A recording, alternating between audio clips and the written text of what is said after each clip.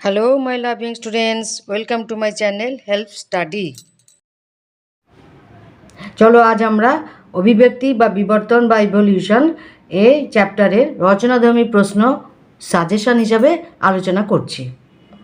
Very very important, শুধু এই পরীক্ষাতেই নয়, তৃতীয় পার্বিক পরীক্ষা এবং ফাইনালের জন্য ভীষণ ইম্পর্টেন্ট। এই চ্যাপ্টারটাই খুব ইম্পর্টেন্ট। ক্লাস 10 সাজেশন, রচনাধর্মী প্রশ্ন। 1 নম্বর, জীবনের উৎপত্তি সম্পর্কে মিলার এবং উরের পরীক্ষার গুরুত্ব ও সীমাবদ্ধতা সহ পরীক্ষা ব্যবস্থাটি সংক্ষেপে লেখো। অভিব্যক্তির মুখ্য ঘটনাসমূহ একটি পর্যায়চিত্রের মাধ্যমে দেখাও। 5, এর সাথে অথবা এরকম হতে পারে, একটি রেখাচিত্রের সাহায্যে জৈব অভিব্যক্তির মুখ্য ঘটনাবলী ক্রমটি নির্মাণ করো। 5।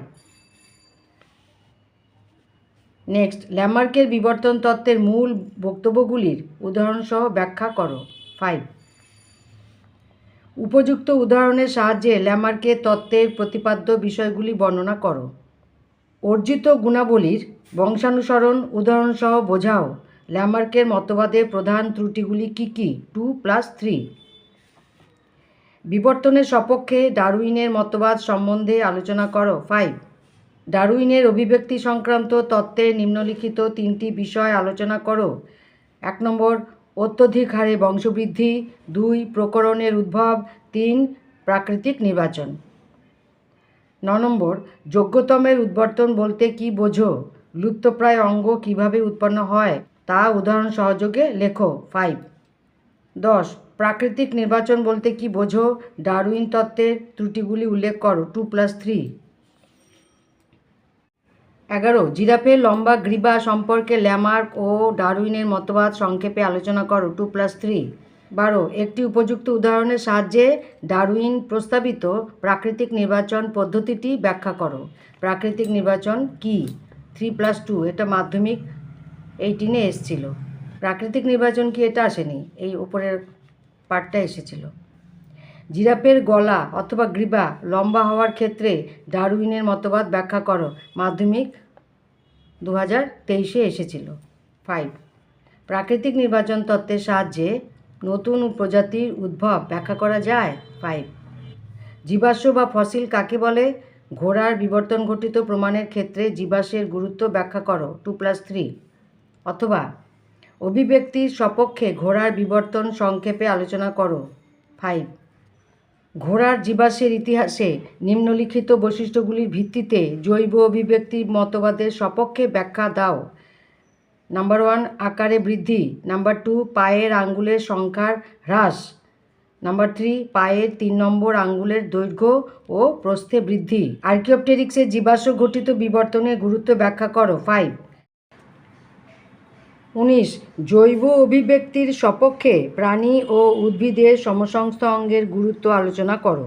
মানুষের হাত, ঘোড়ার অগ্রপদ, পাখির ডানা, তিমির ফ্লিপার। 5। 20, 1 নম্বর, গঠন ও কাজ। 2 নম্বর, বিবর্তনের ধরন নির্দেশক। প্রদত্ত দুটি বৈশিষ্ট্যের ভিত্তিতে সমবৃত্তীয় অঙ্গের ধারণাটি উপযুক্ত উদাহরণসহ প্রতিষ্ঠা করো। মাধ্যমিক 2020-তে এসেছিল।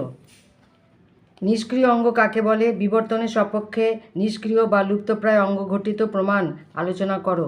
2+3। বিবর্তনের বা জৈব অভিব্যক্তির সপক্ষে হৃৎপিণ্ড ঘটিত প্রমাণ ও বিবর্তনগত গুরুত্ব চিত্রসহ আলোচনা করো। 5, হৃৎপিণ্ডের তুলনামূলক অঙ্গসংস্থান কিভাবে অভিব্যক্তি মতবাদের সপক্ষে প্রমাণ হিসাবে কাজ করে? মাধ্যমিক 2019-এ এসেছিল।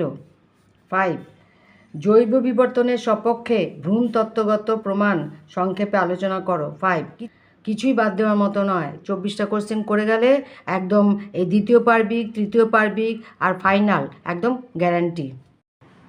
তোমাদের অনেক শর্ট ভিডিও দিচ্ছি, লং ভিডিও কিছু দিচ্ছি, তোমরা কিন্তু এগুলো ভালো করে দেখবে। এই দ্বিতীয় পার্বিক পরীক্ষার জন্য এগুলো ভীষণই ইম্পর্টেন্ট, সেই হিসাবেই দিচ্ছি।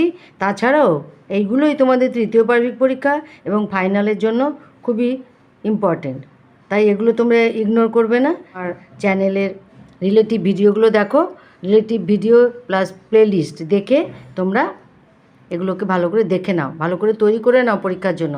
তোমাদের ভালো নাম্বার অবশ্যই হবে, তোমাদের যাতে ভালো নাম্বার আসে সেই জন্যই আমি এইভাবে এত পরিশ্রম করে তোমাদের জন্য ভিডিও দিচ্ছি। ঠিক আছে? আমার চ্যানেল হেল্প স্টাডি, এই চ্যানেলটাকে সাবস্ক্রাইব করো, লাইক করো, কমেন্ট করো এবং শেয়ারও করো। Love you all, thank you.